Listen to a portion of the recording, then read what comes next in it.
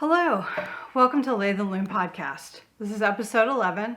My name is Cher, and this is my channel where I share a little bit about my knitting and fiber journey. Do a little bit of spinning, dyeing. I hope to introduce some of my weaving on this channel, primarily knitting today with a little bit of spinning. So welcome back if you are a regular viewer, and welcome if you are a new viewer. I did not look today, but I believe we are now over 100 subscribers, so thank you so much. I appreciate that. Having just finished, I think just past my 1-year podiversary, so super nice to hit that milestone, so thank you very, very much. And I hope to bring additional content with in the next year, incorporating more weaving, and I have some interesting projects planned with both the sock machine, and I have a knitting machine now that a subscriber generously donated to me last year, and I'm hopeful that over the next months I can start working on learning how to use that and bring some more content in to the channel. So thank you. I apologize, it's been quite a while since my last podcast. I think if you recall on the vlog that I recorded, I was changing over from a Mac-based system to a PC-based system. That took a little longer than I planned, and it probably will take me a little bit longer to edit this than I planned to because I'm having to learn a new software, but it was a good choice. I'm super happy about being able to have more storage and to be able to do some more stuff with the editing. So hopefully you'll see the results of that over the next several episodes. I did try to record a quick vlog before we went on vacation 3 weeks ago now, and I was using the PC camera, which is actually really good, but it was at the part of the day where the sun comes directly in to my desk, and it kept blowing everything out, and I just decided that was not content that you needed to see or I needed to put up on the channel. So that's a little bit of the delay, but we're back. So today I have 2 finished objects. The first, you've heard about, you've seen if you follow me on Instagram, but this is the completed Comfort Fade Cardi. And this is not going to be a good way to view this, I'm afraid. I'll go ahead and slip it on for you. This is the time of year where my recording area is up in our bonus room, and if I don't remember to turn on the air conditioner, there's no way I'm going to be wearing wool. So anyway, here we are. Stand up, give a quick sort of overall view here. I'm super happy. Love these cuffs with the fade. You've got the fade on this really big fun shawl collar, and then of course the reverse stockinette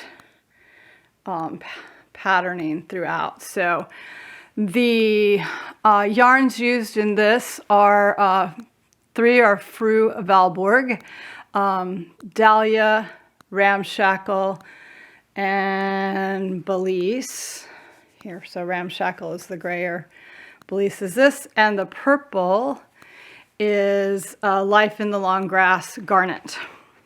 So all of that information is on my Ravelry project page. I was North Carolina spring comes in fits and starts, so we go from 80 to 40 to 90 to 40 to so I did have a chance to wear it several times before the hot weather has, I think, although our first week at the beach 3 weeks ago was cold, windy, and wet. So I did not take it, but I think it's probably about seeing what the use that we're going to have for it for the rest of the summer. So we'll put that away. And then my other finished object, I did not bring my sock blockers, I apologize. These are finally my Knit Knook socks. So you might remember this is the 2nd anniversary colorway. It was actually designed, so the yarn is by Sheep Dip Dye Works. It was originally designed to complement a pattern by Kay Litton, the Crazy Sock Lady. I just could not, I ripped it out in, I don't know, maybe episodes 5 or 6 perhaps, in a frogging section. I just could not, the pattern's beautiful, there's nothing wrong with the way it's written. I just could not wrap my head around it, and kind of have decided that in general, my sock style is my kind of on the go, quick knit, just have a few minutes, and plain vanilla is the way to go. So that's what I've done here. And you notice I ran out a little bit. I should have probably started my main color a little earlier. So my heels are fraternal, not identical, but that's okay. I'm fine with it. So really happy to have those done. This is beautiful yarn. All the details of that are also on my Ravelry project page, and everything that I have below is linked in the show notes. So if you're on a computer or mobile device, click the down arrow and it'll drop that down, and you can see the show notes, and this is the same place you can leave comments and etc. So I put all my project links if I talked about a dyer or anything like that, or a vendor, I try to put that down there below as well. So, and that is on my, also in my Ravelry. You can find me on Ravelry as Cher5413, and on Instagram as @LatheandLoom, when we use the hashtag LatheandLoom.nc, or LatheandLoomNC. I'll check, I'll put it below. So that is it for my finished object. So moving along to works in progress, I'll start with the knit. This year in 2022, I really want to focus my knitting on sweaters. Could be short sleeve, long sleeve, cardigan, pullover, but I want to find styles and be able to customize patterns so that I have really good fitting sweaters. So that is kind of my main knitting goal, and then I'll fill in with some other, palette cleansers and so forth in between. Just to, kind of have some variety and difference. But the first one that I have been working on is the Victory cardigan, and I will pop a photo here. And this is by Corinne Tomlinson of the Woolly Thistle. I ordered the kit from the Woolly Thistle. This is Rama Vams yarn, and colorway, should have wrote that down, this right here. And I also got the online course. So it's a course that you purchase. You can access it through the website anytime, as many times as you want. It's really kind of nice. I guess I would call myself a intermediate knitter, maybe. So it's not that I don't know, it's not a complicated sweater at all, but it's really nice to sort of, on the stuff that I knew, it was kind of fun just to have that few minutes to knit along with Corinne. She just got such a great relaxed style. And I think it's helpful just to see the pieces come together as you walk through the pattern. So this knit up extremely quickly. You'll see why I've kind of stalled on it since I got this, but because I'm working on another project, and but I finished really quickly. I cast this on when we were in Asheville in March. I've got it all worked up. I opted to do the I-cord edging rather than the traditional ribbed edge, and I was a little worried. Here it is on let's see if I can show it to you on the hem. I was a little worried that it wasn't going to lay flat, but I have blocked it, and it's laying beautifully. So I have done, so this is a steeked garment. This is very woolly wool if you've not worked with Rama Vams. And what I've got left to do now is, you'll see I have one of those pony cords in there. I've picked up, so I've knit on my left, I've knit the button band, and I've picked up the stitches for the right button band, which that is not in the pattern. I mean, she shows there's a variation, and she shows the hem around the neck, you know, how to do it around the neck and the bottom and the cuff, just perfect. It didn't have instructions in the course for how to do the buttonholes, but I will try to remember to link below. I found a couple of good tutorials on that, so it's super easy. It's very close to what she talks about in doing it for the ribbing.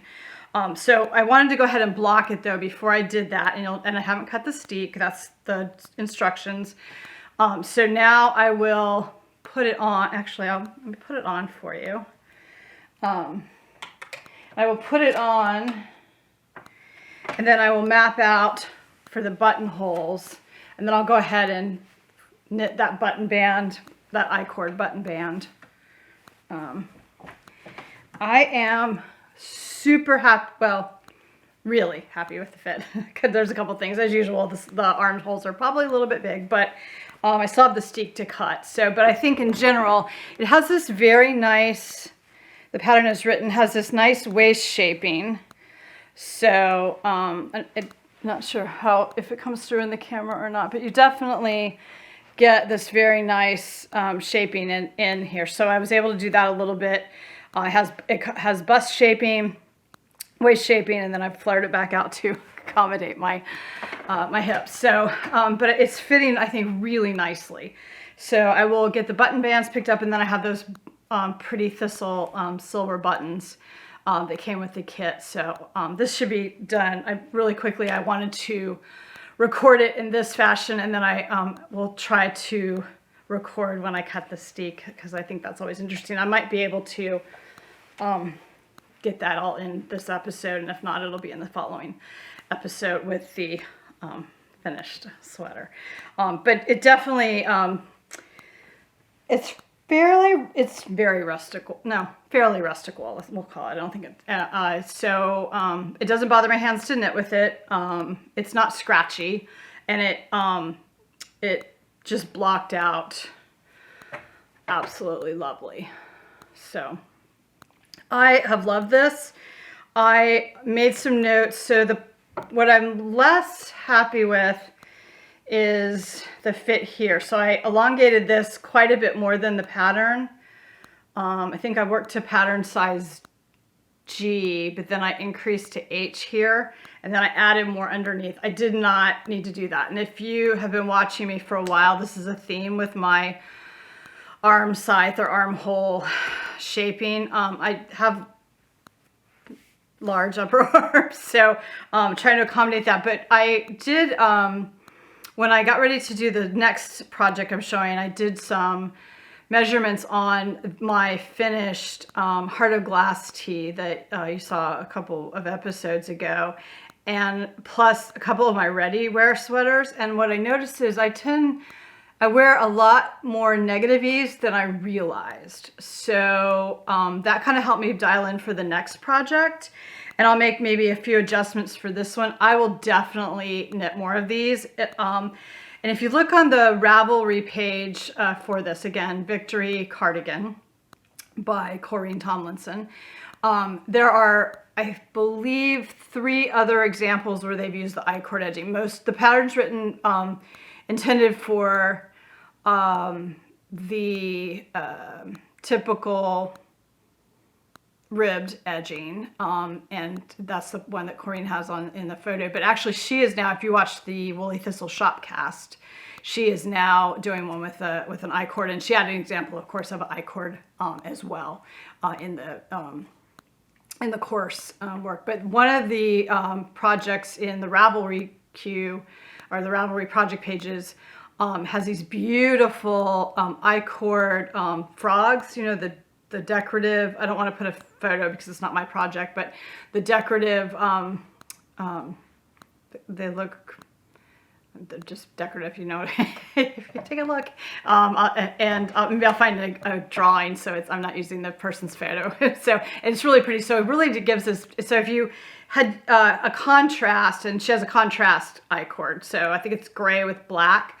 It's so pretty, and just really, I think, an elegant way to customize a sweater. And for me, I'm looking for things I can do, business casual, and to be able to have a pair of slacks and a nice sweater like that, I think is awesome. So that's kind of why I went with the I-cord on this one. I think it's a little dressier, but I think it's got some nice versatility that hopefully I will use in future patterns. So that was a really fun kind of adaptation for that patterning.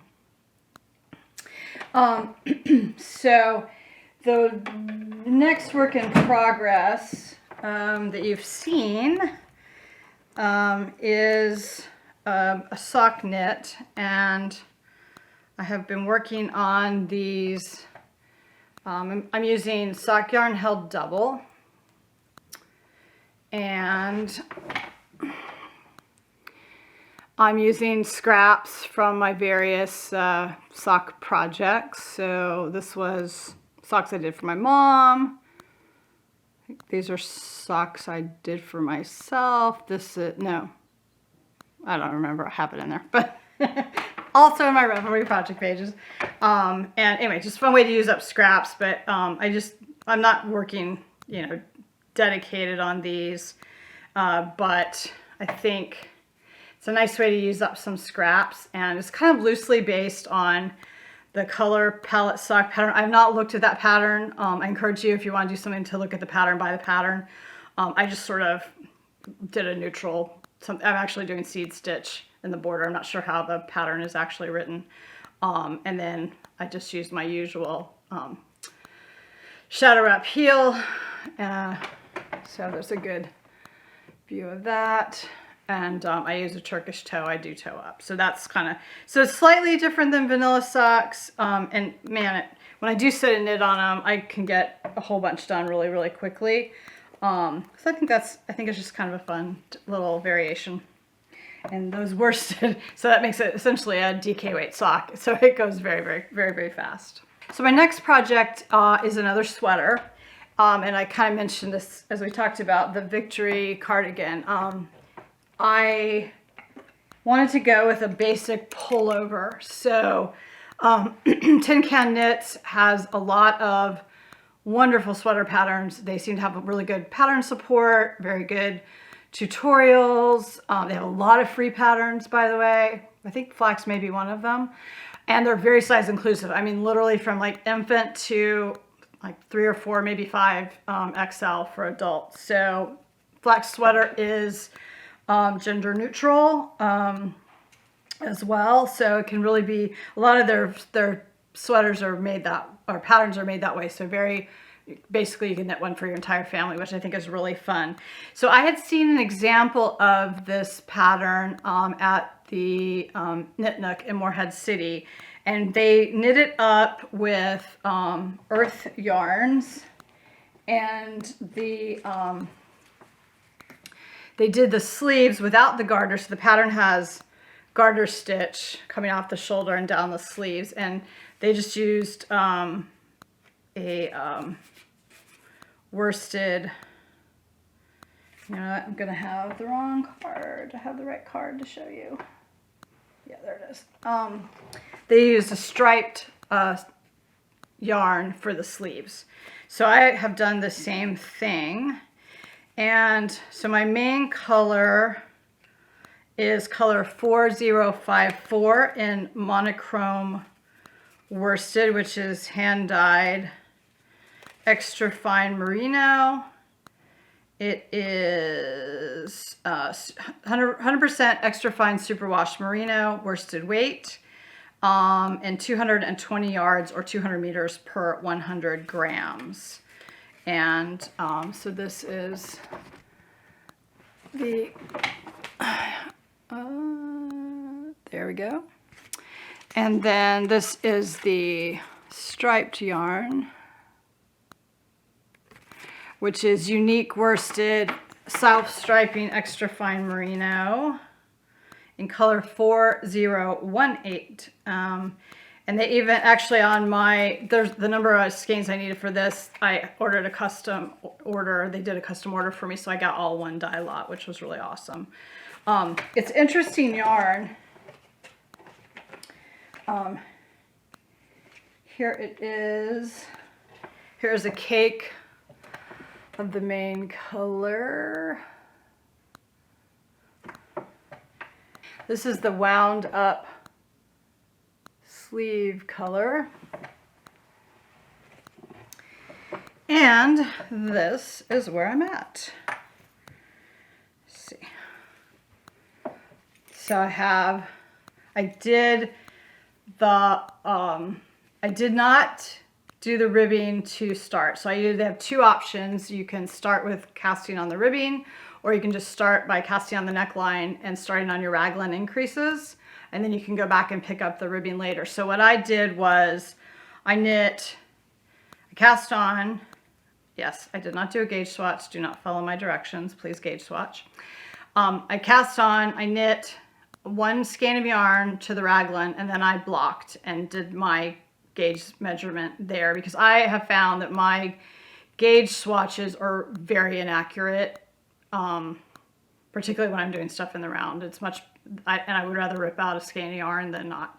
As it happens, I ended up ripping out a skein of yarn anyway, because when I got ready to split for the sleeves, I started counting, and I don't know what I did, but I did, like, something was way off, and I could not figure out where I went awry. So actually the first week we were at the beach, as I mentioned, it was cold and chilly and rainy, and I ended up, I got to go twice to the Knit Nook in Morehead City. It was lovely. I think the second time I was there for probably an hour with just Lisa, the shop owner, and she helped, I frogged the sweater and I recast it on and started again. So I've actually knit the part of this twice, which is fine. And then I did that again. And then, of course, I didn't reblock the second time. I just reused the yarn, so it's a little bumpy. And then I finished the second skein, split for the sleeves, put the body on hold on one of my pony cords, and then I went back and I picked up the ribbing for the collar. So I'm hoping this will lay flatter once I block it. It should. And then I did 5 rounds on each sleeve of the main body color, and then I started the sleeve. So I've completed the first sleeve. This went so quickly, and you can maybe see I have stitch markers. That's how I mark my decreases.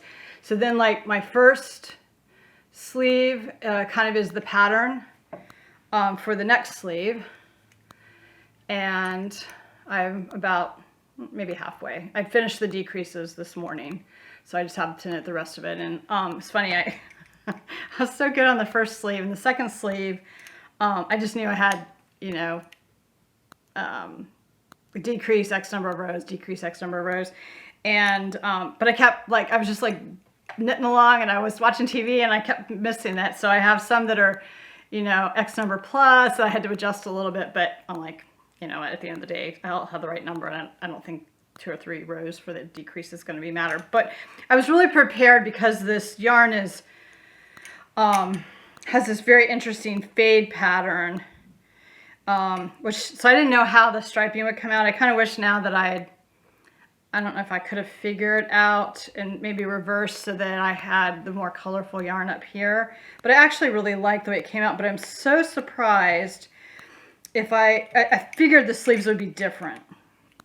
And there's a little bit of difference in the middle, but I don't know if you can see, they're really similar. There's a little bit of difference in this color transition area, but I think they're very, very similar so far. So I expect they'll be a little bit different down here at the cuff, but I think it looks really cool. I'm happy with it. The yarn is absolutely lovely. I mean, how bad could superfine merino be, right? So really, really happy. The fit on this is very good. I did not put on a stitch holder, so I won't put that on this time. But so, but I do have a little bit of a funny story, maybe funny, maybe not. So, the front and back look very similar, although there is short row shaping, and I wanted to make sure I did not mess up the back. So I had seen Kia of Kia Spod, who's a lovely podcaster in Sweden, and she does these beautiful little embroidered flowers on the back of her inside, kind of like a tag, right? So you can see the back. So while I was messing with the collar, I went ahead and did that. And then when I got done with the collar, I was like, I don't like that. I'm going to snip it out and redo it again. Well, you know where this is going. I thought I snipped the flower. No, I slipped the sweater. So I had it was 2 stitches, one on one side, one on top of each other, but one row over. I was not ripping the sweater out a third time. So I made an attempt to patch it, and it's messy on the inside. You can actually see it and I can feel it. It's a little bulky. If you're looking really close, you can clearly tell where that is. But here's the thing. It's on the back, thankfully. At a distance, if I hadn't pointed it out, I don't think you would know it was there, and my hair will cover it anyway. And really for me, the exercise of this year is to getting good fitting sweaters.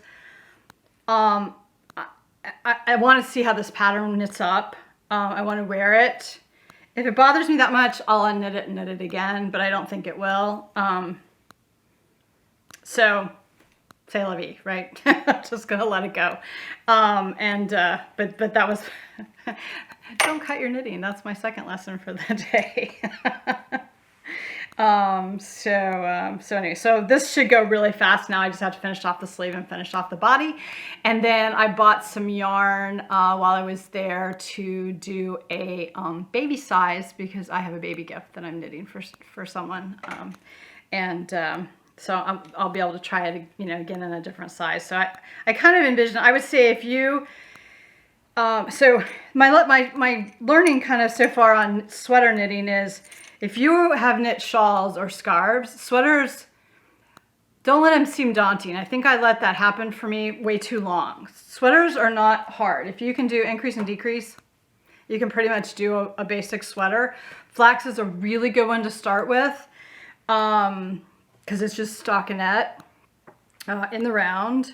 And the instructions, the pattern support, as I said, is really, really good.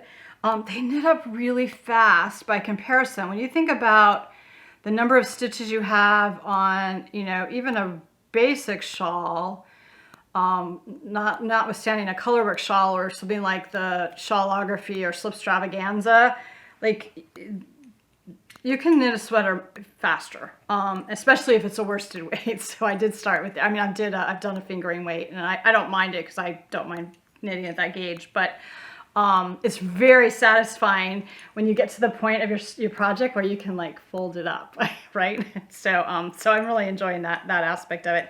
I will, anyway, so more to come on the flax. The last work in progress I wanted to talk about was my Burra cowl. So I am knitting this for the Year of MarieWalliin knit along, which started August 1st, running through this year, August 1st. Started August 1st, 2021. I think I talked about this maybe in my last podcast as well, and I am ready to now prioritize this because, well, A, August is coming up quickly, but B, I really doing so many, which I guess I've knit a little bit more since, I think I moved the marker, so I've knit this since the last time I talked about it. But I need to kind of like crack on, but I really do enjoy knitting that. And I'm actually, so I am knitting it inside out, or actually inside out, but I'm knitting from the back side. So I am knitting, not purling. And I'm actually reasonably proud of my my floats there where I'm carrying the yarn on the back of the work. So I think knitting inside out is helping that a little bit. My lesson learned, so this is being knit up with Jamieson and Smith. This is one of my Knit Knook project bags by Karen at the Knit Knook. And so I've got my yarns in here. You may not be able to see that nicely. It's just been a great way to it just fits perfect. The little skeins or little balls sit up like that. I think I'm in the second repeat of 4 or 6. Anyway, so I want to get this done. So this will be something I kind of prioritize, especially while I'm doing that stockinette sweater knitting. This is kind of just a nice, I find it very meditative. Most of the patterns I can kind of memorize enough to kind of get around to the next couple, and then you change yarns fairly frequently. This cowl is knit as a tube, as you noticed. So it's a long tube that I think we grafted together at the end. So you actually won't see the inside of it. So I had a little trouble where I'm color changing at the beginning. I think I figured that out now, and I have started switching colors further back and carrying it forward, weaving them as I go. But I have some of the old ones I just basically sort of tied and then wove in, or looped over and wove in to kind of close the gap there. So, but I'm really enjoying that. I like knitting with the Jamieson and Smith 4-ply. 4-ply. So that's where I'm going to stop with my whips in progress. I do have some things in hibernation, and we'll talk about those in future episodes as I prioritize them. So last segment, I want to talk a little bit about where I am with some of my spinning projects. I put a photo in here, a couple photos in here. I have been working on a spin of Southdown that I got from Pineapple Yarn, and you'll see how beautiful and bright and vibrant this fleece was prior to spinning it up. So where I am now is I have the 2 single plies that I'm ready to ply up and put into a yarn. It was really fun spinning this. I do a lot of naturals, so not a lot of bright colors. It was really fun, like as it would go through the color spin. I believe I spun it one way and then spun the other ply the other way, so I think they will oppose, but I'm not sure. We'll see. Probably should write these things down. But it's coming up. It's relatively thin.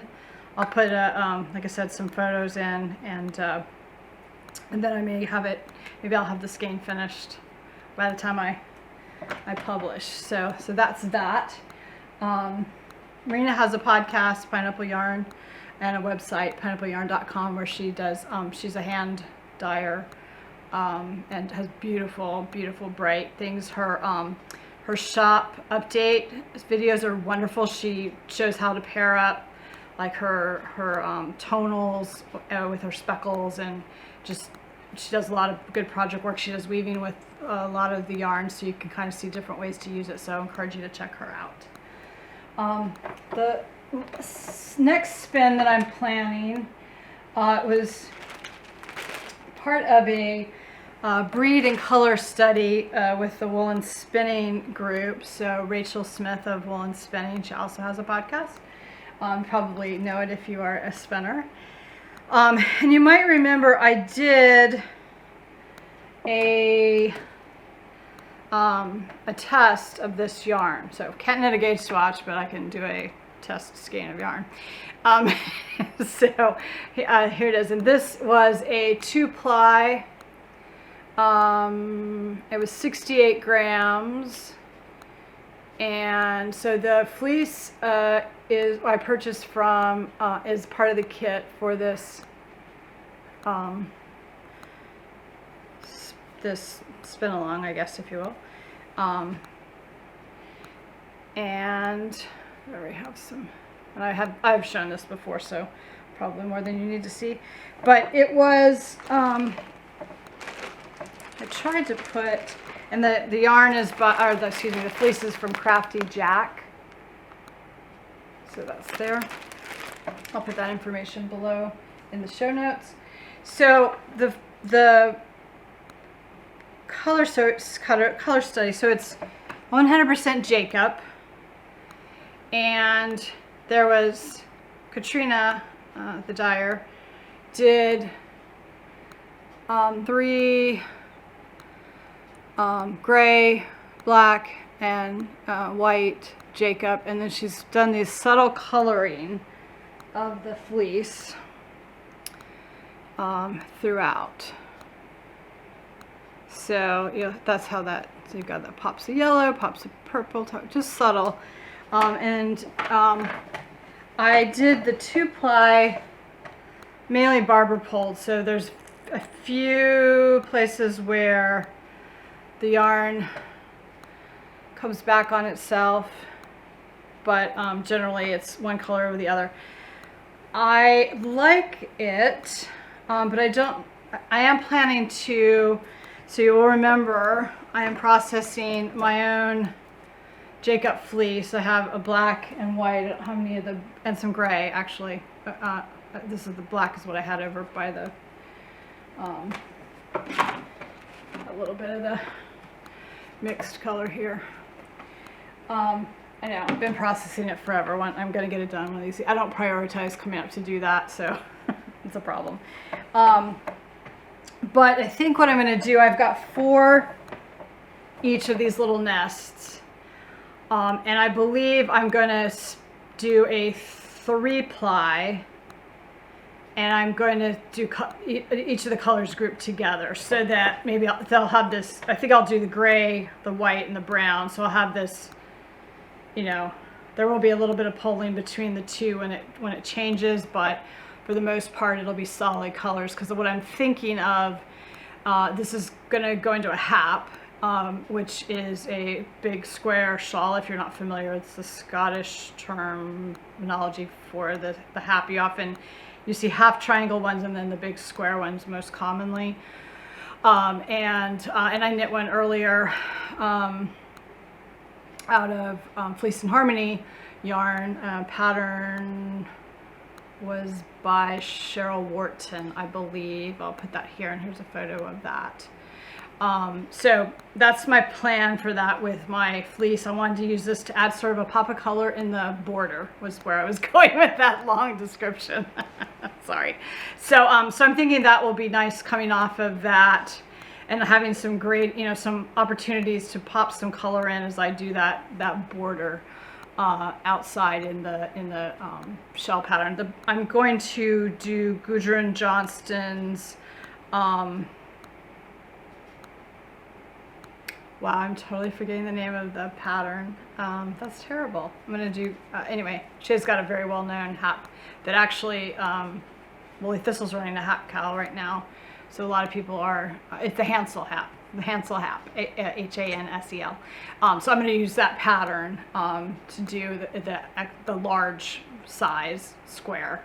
So I think this will just be a fun kind of pops of color as I go through the plain Jacob, just to give it a little bit of personality. So that's my next spin planned.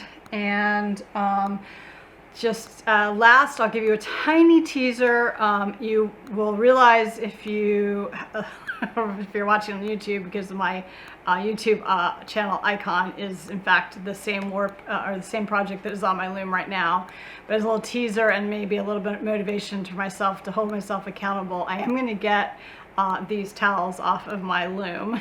So here's where they are presently, and hopefully you'll see, at least I'm part of the way through that when we get to the next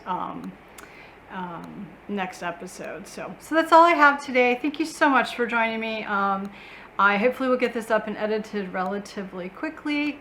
I'd love to hear a comment and hear about what you're working on, what you have planned for your summer or winter knitting, depending on which hemisphere that you're in. And as always, wish you happy knitting, spinning, dyeing, and weaving. Thanks so much.